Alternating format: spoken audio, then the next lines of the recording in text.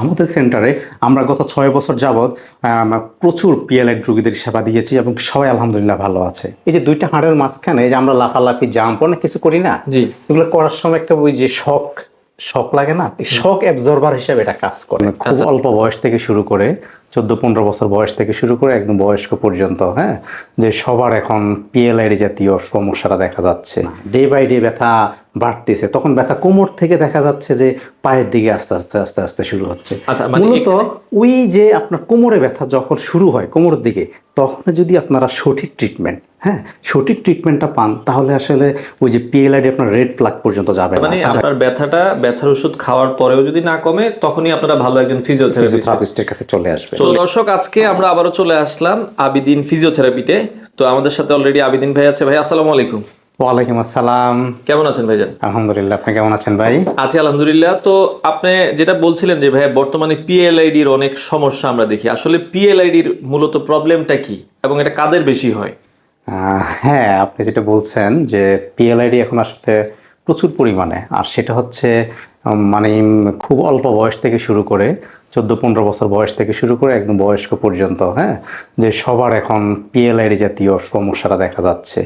Even আপনি কোমর ব্যথা হলে যাকে যে কোনো কাউকে জিজ্ঞেস করলে বলবে যে আমার পিএলআইডি হয়ে গেছে, আমার সায়াটিকা হয়ে গেছে, এই ধরনের শব্দগুলো বলবে। হ্যাঁ, তো আমরা আসলে পিএলআইডি বলতে কি বোঝে সেটা আগে বোঝা উচিত সবার। পিএলআইডিটা আসলে কি? আসলে কি, হ্যাঁ, পিএলআইডিটা হচ্ছে এই যে আমাদের, আমি আপনাকে একটু ডেমনস্ট্রেশন করে আমি দেখাই। আচ্ছা। যে এই যে এটা হচ্ছে আমাদের একটা মেরুদণ্ড, এটা আমাদের শরীরের এই মেরুদণ্ড বা স্পাইন, হ্যাঁ, যে এই স্পাইনের এই যে এইটা হলো আমাদের কোমর, হ্যাঁ, কোমরের এরিয়াটাকে আমরা বলি যে লাম্বার রিজন বা লাম্বার স্পাইন। আচ্ছা। এখানে 5টা ভার্টিব্রা বা কশেরুকা থাকে, হ্যাঁ। আচ্ছা। এই 5টা ভার্টিব্রার এই মাঝখানে এই যে আপনার একটা ডিস্ক দেখছেন, আচ্ছা, এই যে বিস্কিটের মতো একটা ডিস্ক আছে। এই যে একটা হাড্ডি, এটা একটা হাড্ডি, মানে দুইটা বোনসের মাঝখানে একটা ডিস্ক থাকে। আচ্ছা। আর ওই ডিস্কের ভিতরে, ডিস্কটার কাজ কি? এই যে দুইটা হাড়ের মাঝখানে যে আমরা লাফালাফি জাম্প অনেক কিছু করি না, জি, এগুলো করার সময় একটা ওই যে শক লাগে না, এই শক অ্যাবজর্বার হিসেবে এটা কাজ করে। আচ্ছা। আচ্ছা। তো এটার ভিতরে থাকে, এই ডিস্কটার ভিতরে থাকে আপনার জেলি থাকে। আচ্ছা। ওই জেলটা, হ্যাঁ, এটাকে এই জেলটা যখন বের হয়ে আমাদের এই যে এখানে একটা নার্ভ দেখা যায় না, রগ দেয়, অনেকে রগ বলে, আসলে রগটা একটা নার্ভ, এটা নার্ভ। হ্যাঁ, যখন এই ডিস্কের ভিতর থেকে জেলটা বের হয়ে এই রগে, সরি, এই নার্ভে যখন চাপ দেয়, হ্যাঁ, তখন সেটাকে কন্ডিশনটাকে আমরা পিএলআইডি বলি, প্রোলাপসড লাম্বার ডিস্ক। আচ্ছা, তার মানে এটা আমাদের যখন জেলটা ক্ষয় হয়ে যায় তখনই আসলে পিএলআইডি হয়, প্রবলেমটা শুরু হয়। হ্যাঁ, প্রোলাপসড ইন্টারভার্টিব্রাল ডিস্ক, এটা হলো প্রোলাপসড লাম্বার ইন্টারভার্টিব্রাল ডিস্ক, এটাই হচ্ছে আমাদের পিএলআইডি। হ্যাঁ, তো এখন পিএলআইডির অনেক কারণ আছে। আচ্ছা, মনে করেন যারা দীর্ঘ সময় বসে থাকে, হ্যাঁ, লং ডিউরেশন যখন বসে থাকে, তখন আমাদের মেরুদণ্ডে একটা চাপ পড়ে। চাপ পড়লে আমাদের চারপাশে যে মাংসপেশিগুলো আছে, মাংসপেশিগুলো যখন ফ্যাটিগ হয়ে যায়, টাইট হয়ে যায়, তখন ওই স্পাইনের উপর একটা প্রেশার পড়ে। প্রেশার পড়লে ডিস্ক বাল্জ হয়, ডিস্ক বাল্জ হয়ে আস্তে আস্তে পেটে গিয়ে ওই যে নার্ভ রুটে যে আপনার চাপ পড়ে, এটা প্রবলেম। হ্যাঁ, ওইটাই হচ্ছে, ওই কারণে একটা হচ্ছে পিএলআইডির জন্য তো ব্যাক পেইন হয় প্রচুর। হ্যাঁ, পিএলআইডির ব্যাক পেইন হয়, পিএলআইডির কারণে অনেক প্রচুর ব্যাক পেইন হয়। ওই পেইনটা অনেক সময় দেখা যায় যে কোমর থেকে একদম পায়ের দিকে চলে যায়। মানে যে এই যে আমার এখানে একটা ছবি আছে দেখেন, আচ্ছা, এই যে আমরা এই ছবিটা দেখছি, এই যে ছবিটা দেখেন, এই যে কোমরে যখন এখানে ডিস্ক, এই যে এটা হলো একটা ডিস্ক থেকে যে জেলটা বের হলো, যে বের হয়ে এই যে নার্ভ রুটে কম্প্রেশন করলো, চাপ দিলে দেখা যায় এই বরাবর যে নার্ভে চাপ দিবে ওই নার্ভ বরাবর ব্যথাটা নিচের দিকে এবং পায়ের তালু পর্যন্ত, বিশেষ করে L4, 5, S1, এই 3টা লেভেলে সবচেয়ে বেশি ডিস্ক প্রলাপসড হয়। আচ্ছা, অনেকের আমরা দেখি যে শুনি যে ভাই পিএলআইডি হলেই অপারেশন করা লাগে, এটা আসলে কতটুকু সত্য? না, এটা নির্ভর করে হচ্ছে পিএলআইডির স্টেজের উপরে। হ্যাঁ, পিএলআইডি 4টা স্টেজে হয়, এর মধ্যে সবার যে মানে লাস্ট স্টেজ, যেটা এক্সট্রুশন বলে এটাকে, যখন জেলটা সম্পূর্ণ বের হয়ে রগে চাপ দেয়, হ্যাঁ, তখন দেখা যায় সার্জারি করতে হয়।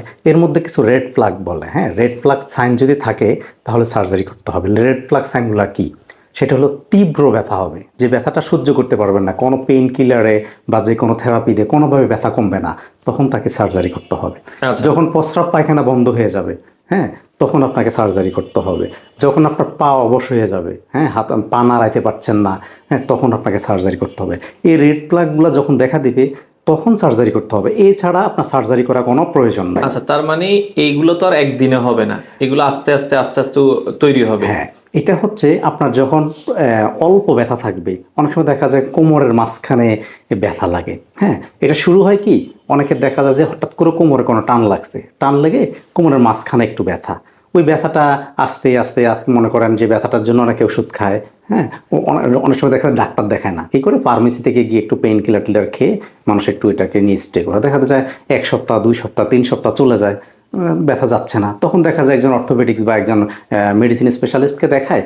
তো ওনারাও আপনাকে কিছু ব্যথার ওষুধ বা অন্যান্য যা সাপোর্টিভ মেডিসিন দিল, দেওয়ার পর দেখা যাচ্ছে ব্যথা যাচ্ছে না, ডে বাই ডে ব্যথা বাড়তেছে। তখন ব্যথা কোমর থেকে দেখা যাচ্ছে যে পায়ের দিকে আস্তে আস্তে আস্তে আস্তে শুরু হচ্ছে। আচ্ছা, মানে মূলত ওই যে আপনার কোমরে ব্যথা যখন শুরু হয় কোমরের দিকে, তখন যদি আপনারা সঠিক ট্রিটমেন্ট, হ্যাঁ, সঠিক ট্রিটমেন্টটা পান, তাহলে আসলে ওই যে পিএলআইডি আপনার রেড প্লাগ পর্যন্ত যাবে না, তার আগে ভালো হয়ে যাবে। ট্রিটমেন্টের কথা যেটা বলছিলেন, তো এটা কোন স্টেজে যদি আমি জানি যে অনেক ফিজিওথেরাপিস্ট বলেছে, বা ফিজিওথেরাপিতে কি এটা প্রপারলি কিউরেবল কিনা, এটা মানে রোগীটা কি আসলে কি এটা যদি সঠিক সময়ে ফিজিওথেরাপি নেয় তাহলে সে কি সুস্থ হবে কিনা? হ্যাঁ, অবশ্যই।